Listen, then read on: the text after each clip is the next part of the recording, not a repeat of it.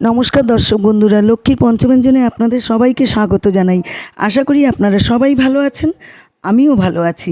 আজকে ইলিশ মাছের আরেকটি রেসিপি নিয়ে চলে এসেছি। আমি অনেক রকম ইলিশ মাছের রেসিপি দেখিয়েছি। আজকে একটা পাতলা, এত গরম পড়েছে, কচি কচি কাটুয়ার ডাঁটা আলু বেগুন দিয়ে পাতলা ঝোল দেখাচ্ছি। আসুন তাহলে কীভাবে আমি রেসিপিটি তৈরি করি দেখে নিন। এখানে সর্ষের তেল দিয়ে দিলাম। এখানে দেখুন সবজি আছে, কাঁচা লঙ্কা, ডাঁটা, আলু, বেগুন, এই হচ্ছে সবজি নিয়ে নিয়েছি আজকে আমি। তেল গরম হয়ে গেছে, একটু অন্যরকম করব আজকে মাছটা। এখানে কালো জিরে সম্বাদ দিয়ে দিলাম। কালো জিরে বেশ সুন্দর একটা গ্রান বেরিয়ে গেছে। এবার আমি আলুগুলো সবার প্রথম দিয়ে তারপরে সব সবজি একসাথে দিয়ে দিলাম। ভেবেছিলাম আলুগুলো আগে দেবো, কিন্তু না, সব সবজি দিয়ে দিলাম। সবজিগুলো একটু ভালো করে ভাজা ভাজা করে নেবো একটু, তবে খুব কড়া ভাজবো না, একটু হালকা ভাজবো। আপনাদের অনুরোধ করছি, বাড়িতে এরকমভাবে হালকা পাতলা ঝোল করবেন, একদম মশলা কম দিয়ে তৈরি করে নিজেরাও খাবেন, সকলকে খাওয়াবেন, দেখবেন প্রশংসায় পঞ্চমুখ হবেন। এখানে একটা মশলা করে নিয়েছিলাম আমি, সামান্য আদা, কাঁচা লঙ্কা, জিরে, হলুদ, আর কিচ্ছু না।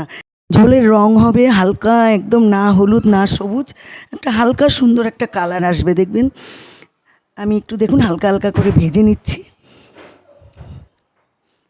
মশলাটা আমি সব মিক্সারে দিয়ে ভালো করে বেটে আমি রেখে দিয়েছিলাম।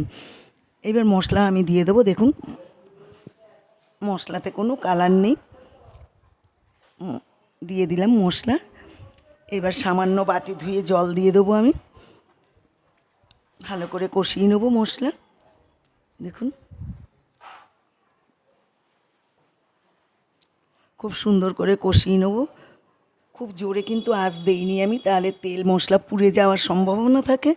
ওই জন্য আমি আস্তে আস্তে। এবার গরম জল এখানে দিয়ে দিলাম আমি, ফুটন্ত গরম জল। এখানে ঠান্ডা জল ঠান্ডা জল ব্যবহার একদম করবেন না। আর এছাড়া যে কোনো রান্নায় গরম জল দিলে তার একটা টেস্ট আলাদা হয়।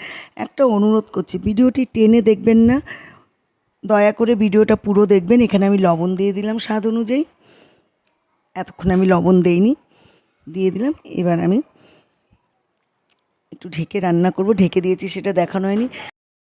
এখানে আমি কাঁচা মাছ সব দিয়ে দেবো, মাছ ভাজিনি। কাঁচা মাছের ঝোলের টেস্ট একটা আলাদা, যেহেতু ইলিশ মাছ আর চিংড়ি মাছ এইভাবে রান্না করলে, কাঁচা রান্না করলে খুব টেস্ট হয়।